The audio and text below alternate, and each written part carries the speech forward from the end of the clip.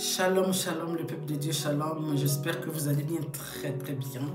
C'est le désir du Père que nous allons bien. Oui, malgré le haut et le bas, malgré ce qu'on entend, malgré ce qu'on voit, malgré ce qui se passe dans la vie de chacun de nous. Mais nous avons l'assurance à notre Père, il est avec nous et il ne nous abandonnera pas, comme il a dit. D'où il dit, mes enfants meurent, manquent de connaissances.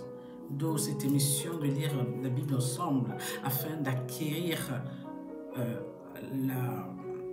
les connaissances que le Père est en train de nous dire d'avoir, sinon on mourra à cause de l'ennemi. Parce que nous ne connaissons pas, nous ne savons rien et on marche comme des cochons et on ne sait pas les règles. D'où on lit la Bible chaque semaine, une fois dans la semaine, le sabbat. Dès que j'ai le temps, je le mets pendant la semaine afin de vous le mettre sur YouTube. Alors, donc, sans tarder, n'est-ce pas, on va prier pour remercier le Père, pour permettre encore ce moment d'être dans sa présence afin que nous lisons les pages de la Bible et que Dieu nous donne cette intelligence de comprendre et d'acquérir la connaissance qui est dedans afin que l'ennemi ne nous renverse pas, afin que nous sachions comment se protéger contre notre ennemi. Amen. Je vais prier. Merci Père, merci tendre Père, merci pour ton amour, merci pour ta grâce, merci pour ta faveur, merci pour ta protection Papa. Nous voici Papa dans ta présence afin que tu nous illumines notre intelligence afin de comprendre et d'acquérir la connaissance afin que l'ennemi ne nous renverse pas. Dans le nom de Jésus Père, ainsi j'ai prié Père. Amen, Amen et Amen. Amen le peuple de Dieu. Amen. Alléluia. Soyez bénis abondamment au nom de notre Jésus-Christ, n'est-ce pas? Alléluia. Nous sommes aimés par Dieu. D'accord? Ne pensez pas que Dieu ne nous aime pas. Nous sommes vraiment aimés, aimés et aimés. Tout ce que nous voyons, Dieu a déjà détruit, a déjà anéanti. Nous devons seulement être patients. Ces choses-là vont passer. Amen. Alors lisons, bénissons la parole de Dieu. Ruth, première page de Ruth. D'accord? Commençons. Du temps des juges, il y eut une famine dans le pays. Un homme de Bethléem de Juda partit avec sa femme et ses 2 fils pour faire un séjour dans le pays de Moab. Le nom de cet homme était Elimelech, celui de sa femme Naomi. Et ses 2 fils s'appelaient Machlon et Kiljon.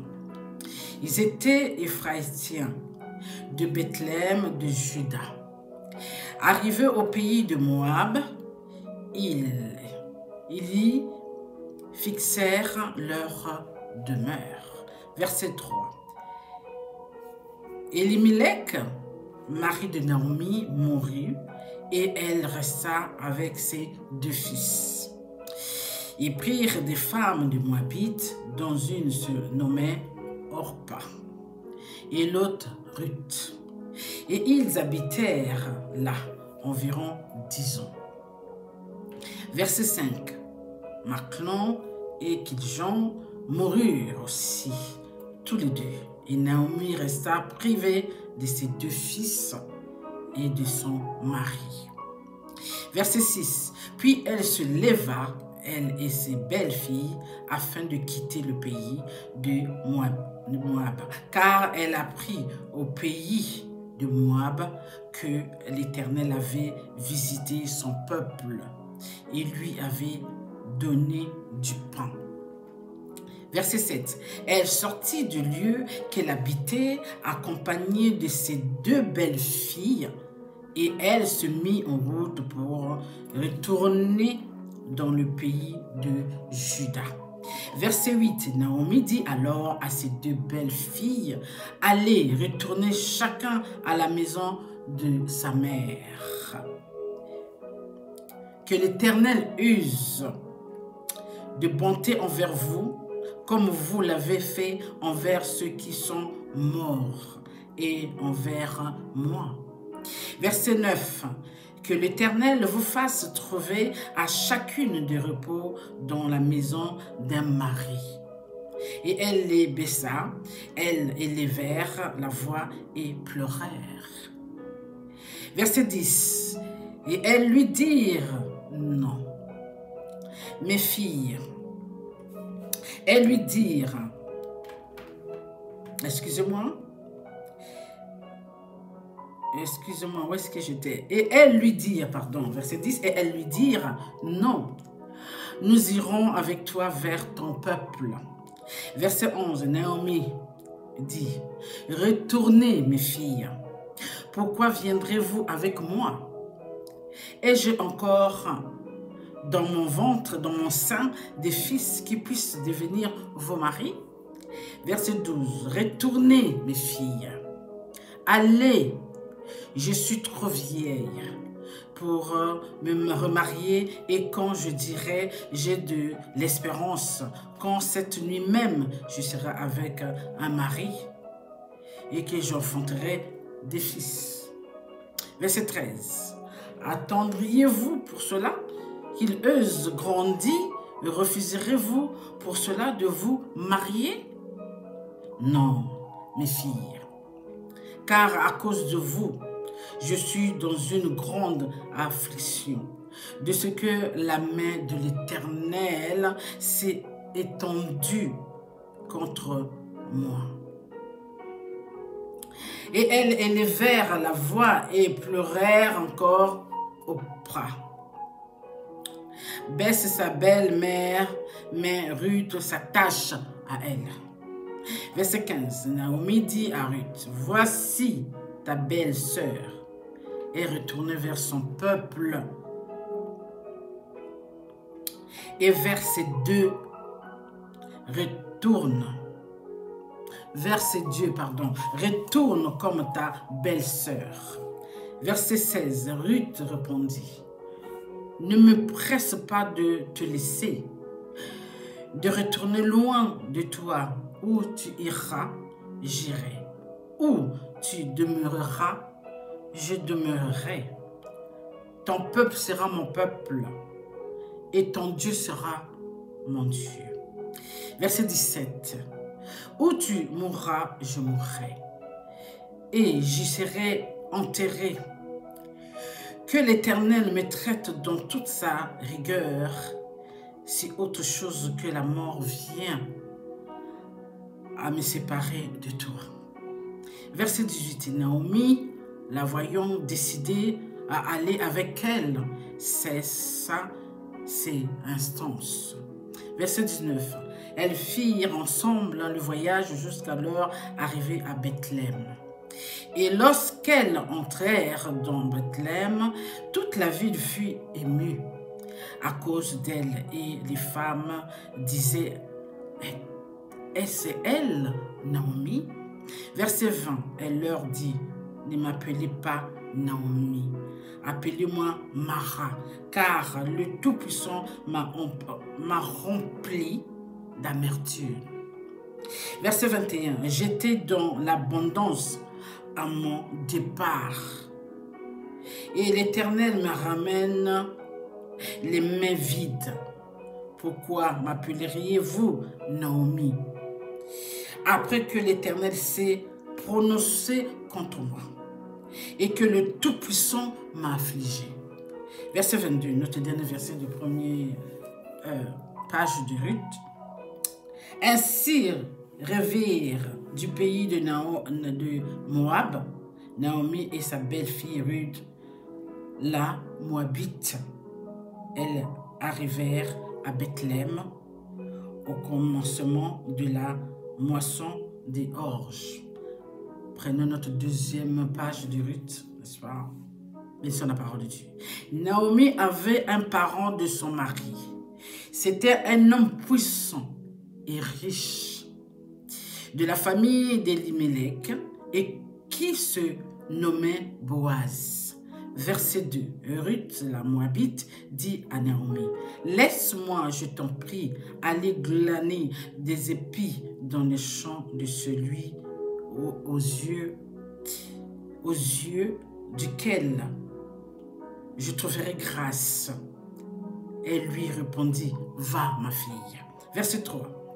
Elle allait glaner dans un champ derrière les moissonneurs, et il se trouva par hasard que la pièce de terre appartenait à Boaz, qui était de la famille d'Elimelech, le mari de Naomi. Verset 4. Et voici Boaz vint de Bethléem, et il dit aux moissonneurs, « Que l'Éternel soit avec vous. » Ils lui répondirent, « Que l'Éternel te bénisse. » Verset 5. Et Boaz dit à son serviteur, chargé de surveiller les moissonneurs, « À qui est cette jeune femme ?» Verset 6. Le serviteur chargé de surveiller les moissonneurs répondit, « C'est une jeune femme moabite qui est revenue avec Naomi du pays de Moab. » Verset 7. Elle a dit, « Permettez-moi de glaner et de ramasser des épis entre les gerbes derrière les moissonneurs. » Et depuis ce matin qu'elle est venue, elle a été debout jusqu'à présent et ne s'est reposée qu'un moment dans la maison. Verset 8. Boaz dit à Ruth, « Écoute ma fille, ne va pas glaner dans un autre champ. T'éloigne pas d'ici et reste avec mes servantes. » Verset 9. Regarde où l'on moissonne dans les champs et va après elle. J'ai défendu à mes serviteurs de te toucher. Et quand tu auras soif, tu iras au vase et tu boiras de ce que les serviteurs auront puisé. Verset 10. Alors elle tomba sur sa face et se prosterna contre terre. Et elle lui dit, « Comment ai-je trouvé grâce à tes yeux pour que tu t'intéresses à moi qui suis une étrangère. » Verset 11. Boaz lui répondit, « On m'a rapporté tout ce que tu as fait pour ta belle-mère depuis la mort de ton mari. Et comment tu as quitté ton père et ta mère et le pays de ta naissance pour aller vers un peuple que tu ne connais point auparavant. » Verset 12. Que l'Éternel te rende ce que tu as fait et que ta récompense soit entière de la part de l'Éternel, le Dieu d'Israël, sous les ailes duquel tu es venu te réfugier. Verset 13. Et elle dit, « Oh, que je trouve grâce à tes yeux, mon Seigneur, car tu m'as consolé et tu as parlé au cœur de ta servante, et pourtant je ne suis pas moi comme l'une de tes servantes. » Verset 14. Au moment du repas, Boaz dit à Ruth, « Approche, mange du pain et trempe ton morceau dans le vinaigre. » Elle s'assit à côté des moissonneurs. On lui donna du grain rôti, elle mangea et se rassasia, et elle garda le reste. Verset 18. Puis elle se leva pour glaner. Boaz donna cet ordre à ses serviteurs, qu'elle glane aussi entre les gerbes et ne les quittez pas. Verset 16. Et même vous ôterez pour elle des germes, quelques épis, que vous la laisserez glaner sans lui faire de reproche. Verset 17. Elle glana dans les champs jusqu'au soir, et elle bâtit ce qu'elle avait glané. Il y eut environ un épha d'orge. Verset 18. Elle emporta et rentra dans la ville, et sa belle-mère vit ce qu'elle avait glané. Elle sortit aussi les restes de son repas et les lui donna. Verset 19. Sa belle-mère lui dit, « Où as-tu glané aujourd'hui? Et où as-tu travaillé? Béni soit celui qui s'est intéressé à toi. » Et Ruth fit connaître à sa belle-mère chez qui elle avait travaillé. « L'homme chez qui j'ai travaillé aujourd'hui, dit-elle, s'appelle Boaz. » Verset 20. Naomi dit à sa belle-fille, « Qu'il soit béni de l'Éternel, qu'il se montre miséricordieux pour les vivants, comme il le fit pour ceux qui sont morts. » Cet homme est notre parent. Lui dit encore Naomi, il est de ceux qui ont sur nous droit de rachat. Verset 21. Ruth la Moabite ajouta, il m'a dit aussi, reste avec mes serviteurs jusqu'à ce qu'il ait achevé toute ma moisson. Verset 22, notre avant-dernier verset. Et Naomi dit à Ruth, sa belle-fille, il est bon, ma fille, que tu sortes avec ses servantes et qu'on ne te rencontre pas dans un autre champ. Notre dernier verset, 23. Elle resta donc avec les servantes de Boaz pour glaner jusqu'à la fin de la moisson des orges et de la moisson du froment, et elle demeurait avec sa belle-mère. Bénissons la parole de Dieu. Alors, nous comprenons ce qui se passe avec Ruth et sa belle-mère. Alors, comme on a pu le constater, elle a perdu son mari et Naomi a perdu ses 2 fils. Et ses belles-filles ont voulu venir avec elle dans son pays. Et elle ne voulait pas, elle a dit à ses belles-filles de retourner, d'aller chercher quelqu'un d'autre qui puisse vous épouser. Et Orpa a préféré partir, aller écouter sa belle-mère. Et Ruth n'a pas voulu laisser sa belle-mère. Elle a dit, là où tu irais, j'irai avec toi. Là où tu mourras, je mourrai avec toi. Ton Dieu sera mon Dieu. Et Naomi a compris cela. Elle a cessé d'opportuner sa belle-fille. Elle a accepté que sa belle-fille puisse se rendre avec elle dans son pays, Juda. En arrivant, et Ruth demande, n'est-ce pas, d'aller glaner derrière les champs de ceux-là qui sont à côté d'eux afin de trouver quelque chose à manger. Et à partir de là, on a compris l'histoire comme quoi que Boaz était le membre de la famille de Naomi, le mari de Naomi. Et voilà que la grâce de Dieu a localisé Ruth et Boaz a compris, puisqu'on a signalé que c'est la belle-fille de Naomi.